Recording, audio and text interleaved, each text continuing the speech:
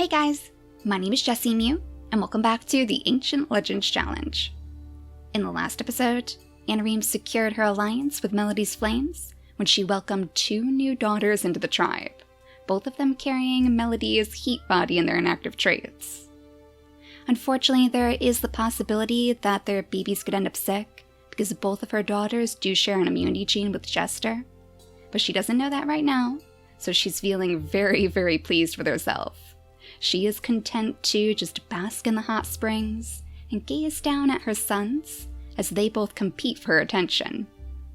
They're actually having a little bit of a bunny hunting competition right now as a way to figure which one of them would be fit to rule. They're tied at the moment with 1 bunny each, but Tusk is starting to slow down. He doesn't have the big bodies, so he's a little bit more vulnerable to the colds, and I think that's really what's going to stop him from winning this competition. Though he does have a little bunny right under his feet, so we might as well let him scoop that one up too. Now he has 2 bunnies in the bag, but he does need to pick up all of the meat. We'll have Avo pick up his share as well, and then start diving deeper into the snows, because if there's any chance that he can gain an advantage over Tusk, he's definitely going to take it. Part of me wonders if this might be like payback, since Avo so desperately wanted to take down that walrus deer to impress his mother, and I believe it was actually Choopy who landed the final blow. I wonder if this is his own way of finally getting revenge for that moment. Well, let's have Choopy return to his mate's side. We'll have him trample through the snow along the way, just to kind of widen those pathways. I guess we'll have to have Anareme do the same, though I do see some more of those bunnies scooting around in the background. Do you think maybe Simber could go after a few?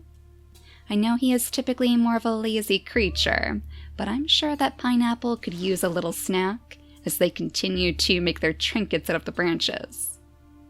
We still have that root up there too. I suppose that June would probably be the best one to scoop that up for them, since he currently doesn't have any more roots to spare, and he's also been left all on his own for stealing from the royal stores.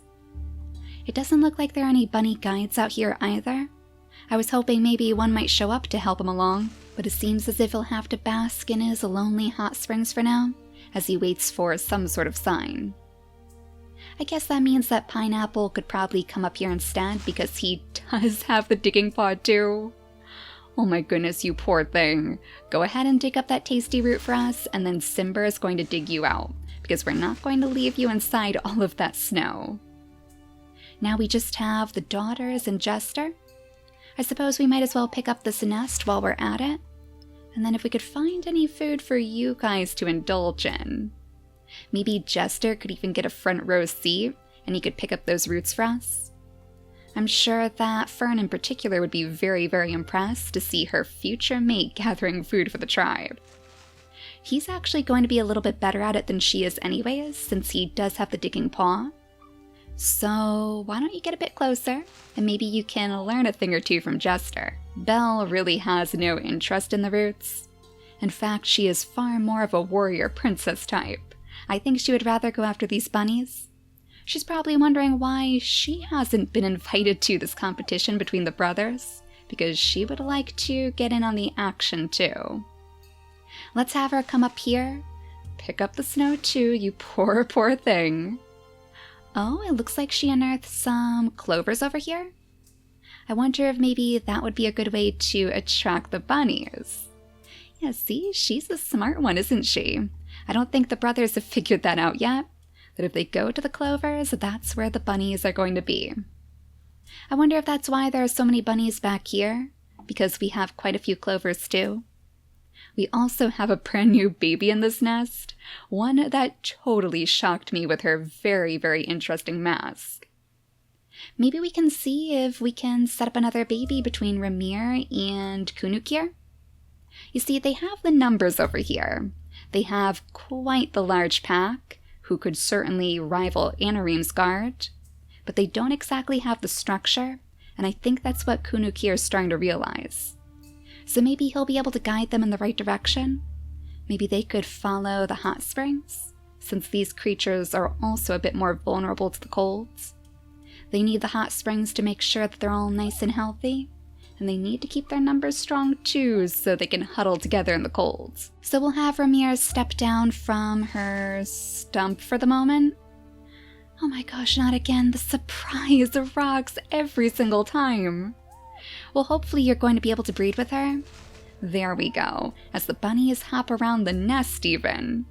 Did you really scoot into the nest with little Tota? Well, that was interesting.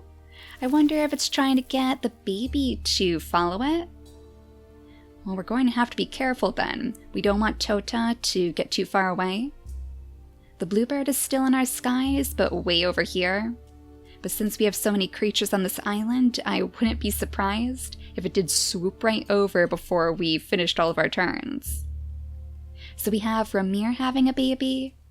And you know, I wonder if we could set up a family between Madison and Stone. One of the other things I want to make sure that this side of the family keeps is that Hammertail. So I think a baby between them both would be quite likely to receive it. It'll almost be like their secret weapon, because I don't believe that Anareme's side of the family has it. They've been sticking to the normal tail, which gives them a little bit of cold resistance, and that's what makes those creatures so hardy. But I think that the Hammertail would at least ensure that our creatures on the other side of the island could win in battle. So let's see if we could set up their babies to be super, super strong. The future conquerors of Anareme the Warlord. I suppose it doesn't matter too much which one of the snouts their babies inherits. The digging trunk and the saber fangs are both part of the ancient legends after all. But just to allow the possibility of the saber fangs, I think I will put it into Stone's first slot. Then as for the second slot, maybe we should go with something like the mask, just to introduce some more of those interesting patterns into the family too. Hopefully the pattern painter will get himself involved. So the mask for Madison and then those Megaloceros horns? I believe she has them in her inactive traits, so it's pretty likely that we'll see them anyways, but I want to definitely get that boost of strength on their babies as soon as possible. So go ahead and breed with Madison if you can. There we go. And then we'll go ahead and... Oh shoot, we don't have enough of the nesting material? Well, thank goodness, it looks like you have some right here to pick up. So hopefully this will be enough. Oh. And whoever is making that pathway is like right here? Oh, that's a little bit worrying. Stone, could you maybe see what's behind us? Could you sniff around or listen? Was it just the bunnies? That is so strange. I mean, maybe that snow was just shallow enough that they could hop through it and flatten it down. But usually they burrow around in the snowdrifts. You know, we're gonna have to have somebody investigate that. I'm not really sure if Skitty is the best one for the job. She strikes me as someone who'd be a little more timid. In fact, all this talk of war is probably really starting to scare her. But I suppose if there are any roots involved, she might be willing to get her hands dirty. Now, it looks like all the roots are over here. Go ahead and dig this one up, then scoot over to the side, and hopefully we can dig up the second one on the next turn. Yeah, Stone, you might actually have to call your siblings over for this one. Maybe even Clover would want to get involved. Unfortunately, I do think his mother is just about to pass. She only has 1 day remaining on her lifespan. So, you know, I think she's going to urge the children on. She'll pick up those twig bushes, which gives us just enough nesting material for Madison's nest. And then she'll ask that Fim and Tress start making their way toward the rest of the tribe. She knows they'll keep her son safe after all. They are very, very capable warriors, if all of the snow doesn't get in their way. So she can stay back here and collect the meat, maybe go chasing after the bunnies one last time, just so her son won't see her when she passes, so he won't have to worry about her. Actually, I think that might be the end of our turns. So after we clear out a little bit of the extra snow with the last remaining creatures, we'll go ahead and skip the day. Let's see what our two little babies on this side of the mountain are going to look like first.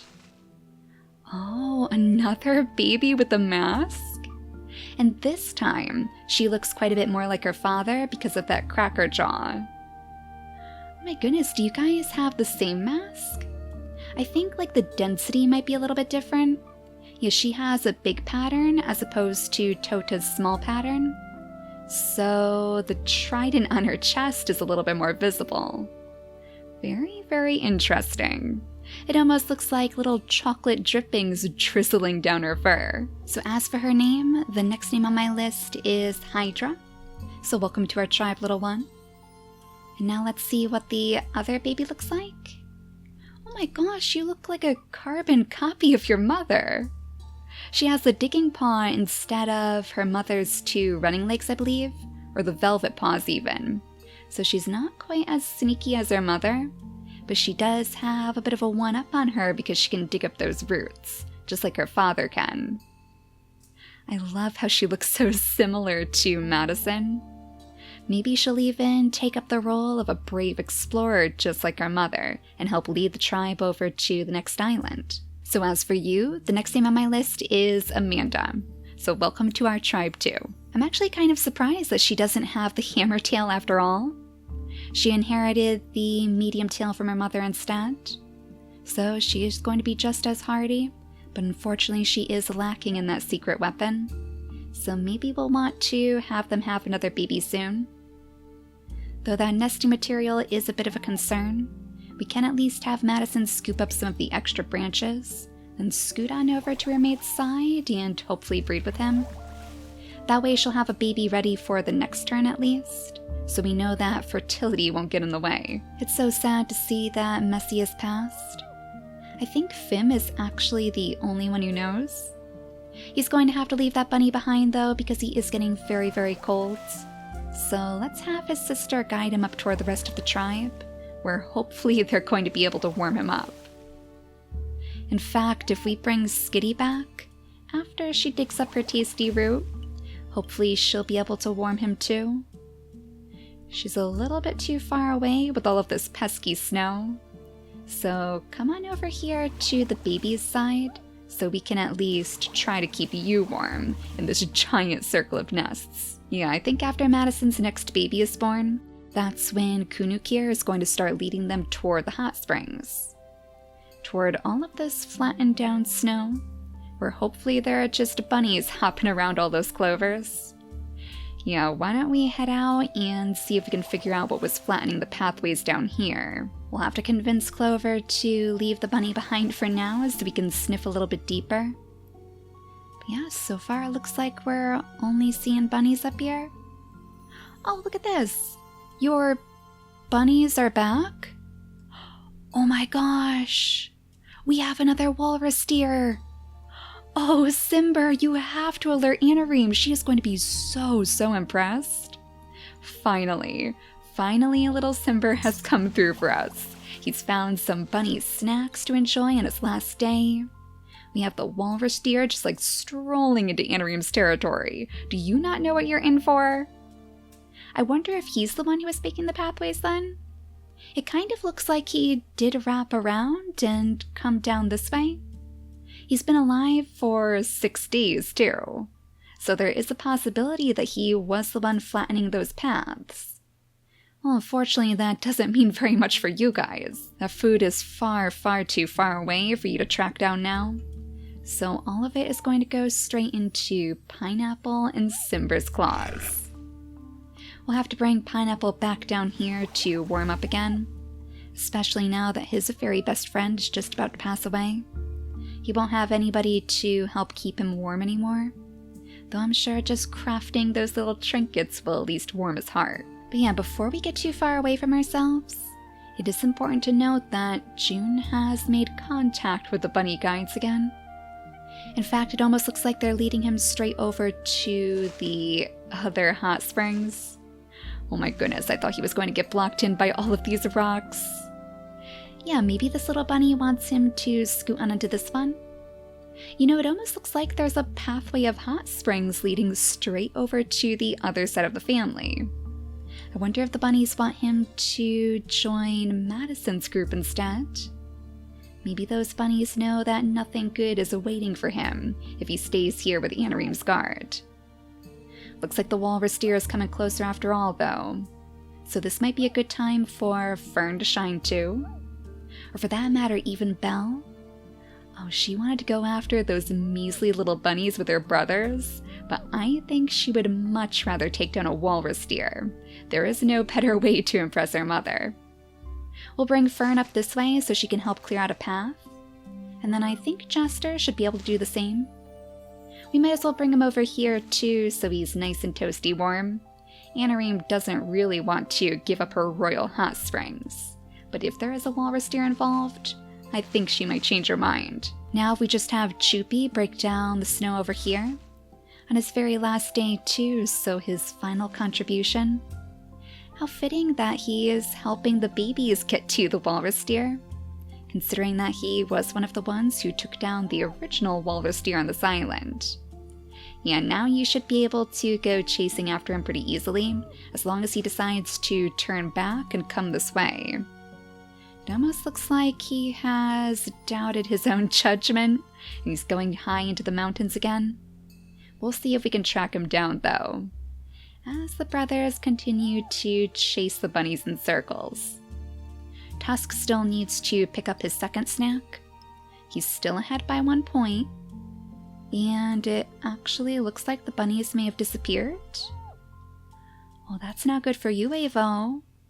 If you can't find another bunny, then you may have actually lost this challenge. There's still one more hopping around by the ports, so we'll have to see if he can reach that one too. But I mean, even though he's at such an advantage, because he doesn't have that cold debuff, he's still having so much trouble just tracking down those few morsels. Unfortunately, I do get the feeling that Tusk is probably going to freeze overnight, and we know that Avo isn't going to come to his rescue. So fingers crossed that somebody like Jester might notice. Otherwise, this poor guy might end up freezing out here all by himself. So I think all we really have left to do over here is flatten out the area, make sure our pathways are still strong. In fact, let's have Madison pick up this nest, because I think if we bring her over to one of these on the next turn, that'll set up her baby to be closer to the hot springs, and thus a little bit closer to where Kunukir wants to go next. You know, we have to change his gems over to the pink color too, since he does have those big Megaloceros horns. There we go, little pink cheetah. His kids might not be so lucky, but at least they have plenty of able warriors here to keep them protected. So with Ramir watching after the babies, let's have Kunukir lunge out this way to grab some of those bunnies. And then Tress, I know you're going to want to stay right here to make sure that your brother will be fine. So I think that's about all of the moves that we can make for tonight. Let's go ahead and skip the day again. Though first, let's just see if that walrus deer is still around. There we go, it might be returning after all. Alright, we are keeping an eye on you, mister. Belle is definitely going to want to sink her big saber fangs into that meal. Oh! Did another one just spawn? Oh my gosh, a brand new walrus deer over here too? Yeah, he's only 1 day old? Oh, Pineapple, it seems like you're getting all the luck. Maybe that was actually a little bit of Simber's doing? Very, very interesting. Okay, well, I guess you guys are going to be feasting yet again. It really seems like Melody or Anareme, one of our deities, has a very soft spot for our little warlord. But it is worth noting that today is her very final day. So if she's going to pass on the role, if she's going to pass on her crown to one of her babies, it has to be today. And just as I had feared, it looks like Tusk has frozen overnight. So he's taking damage and he can't even run around anymore. I wonder if Ava would actually take this as his chance to maybe get ahead. Do you think he would? He'd leave Tusk here all frozen and he'd say that he caught more bunnies than Tusk? I mean, there's no other way that he's going to win.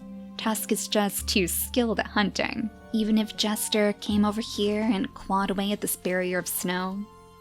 Even if Anareme herself came down to greet her sons. All she would see is this weakness in him, and he can't really speak to tell her otherwise. So perhaps this is truly Avo's one and only chance? It seems so cruel, but at the same time, I wouldn't put it past him.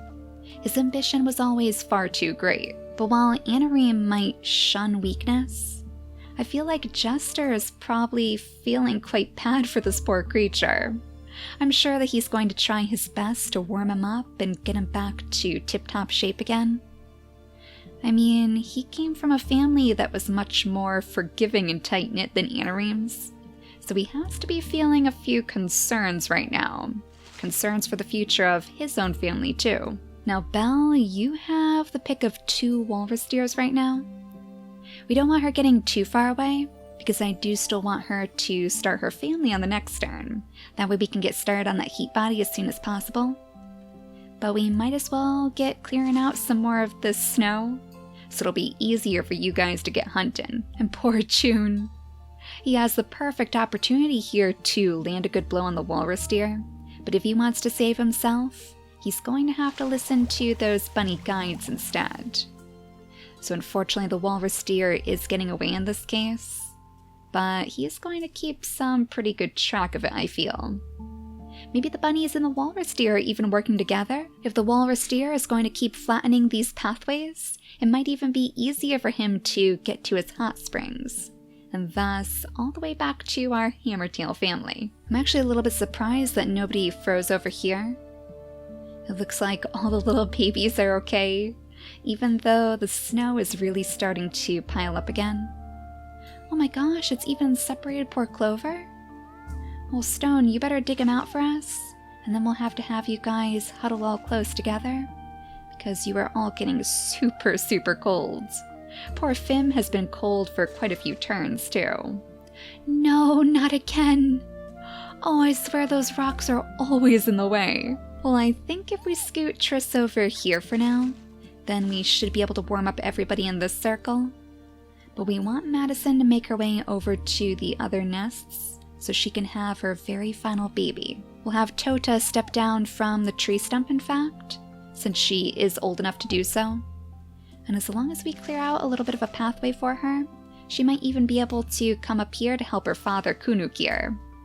Oh my gosh, I forgot that you hunted down some meat for us. Thank you for unearthing that, little one. We might have lost that in all the snow drifts if you hadn't come along. Now Madison should be able to just make it up to this tree stump, helping us out quite a bit too by giving us a better view. Oh, we have even more food to collect. Go ahead and pick that up for us, Skitty. I guess that's probably a good job for her, just staying right next to all of the nurseries. She might not be able to protect them from any big dangers, but at least she can keep them very well fed. Let's have Ramira pack up her nest now, because we are going to need to start moving pretty soon. Though I suppose we might want her to stay right here, just so she can keep all of the babies safe once Madison passes away. I know she would be more than willing to take care of the baby of her oldest friend, and I believe we're ready to skip the turn too. So let's see what her very final baby is going to look like. Oh, another little saber-fanged baby. And are my eyes deceiving me? Or has it actually started to warm up on this mountain? Oh my goodness, if the snow is going to melt, this might actually be the perfect time for us to finally move again. We could cross so much of this distance if we didn't have the snow in the way. Oh my gosh, so I hope you guys are ready for the confrontation with Anareme. Just as she passes too. You know, I wonder if it was even her iron grip on the place that caused it to be so cold. Maybe that's why there was so much snow all the time too. Very, very interesting. We'll have to keep that in mind for the future. But let's not forget to take a look at this little baby, who does have the hammer tail, our little secret weapon. And as far as his name goes, the next name on my list is Snowshoe, which is a pretty darn cute name. Very, very fitting for the mountainside, so welcome to our tribe, little one.